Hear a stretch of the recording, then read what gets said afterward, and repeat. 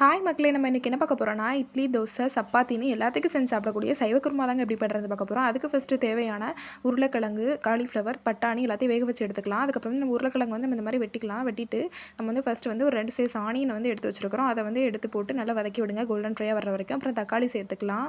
தக்காளியும் சேர்த்துட்டு அப்புறம் மிளகாவும் சேர்த்துட்டு நல்லா இது பண்ணதுக்கப்புறமா நம்ம வந்து எடுத்து வச்சுருக்க பட்டாணியும் வந்து நம்ம சேர்த்துடலாம். பட்டாணியும் சேர்த்துட்டு நல்லா வந்து நீங்கள் வந்து வதக்கி விடுங்க. கொஞ்சம் நல்லா வேகட்டும், குக் ஆகட்டும். குக் ஆனதுக்கப்புறம் நம்ம எடுத்து வச்சுருக்கிற இஞ்சி பூண்டு பேஸ்ட்டை வந்து நம்ம வந்து சேர்த்துடலாம்.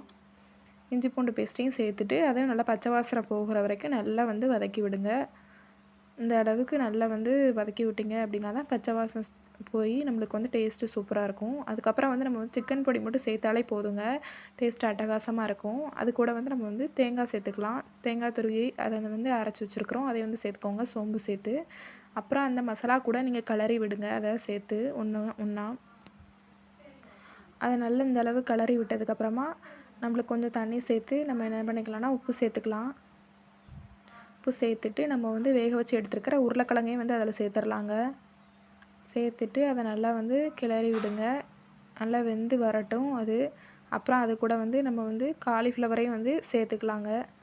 காலிஃப்ளவரையும் சேர்த்துட்டு நம்ம வந்து ஃபைனலாக கொதித்து வந்ததுக்கப்புறமா நம்ம வந்து கொத்தமல்லி தூவி இறக்குனோம் அப்படின்னா எல்லாரும் சாப்பிடக்கூடிய சைவ குருமா வந்து ரெடி ஆயிருங்க.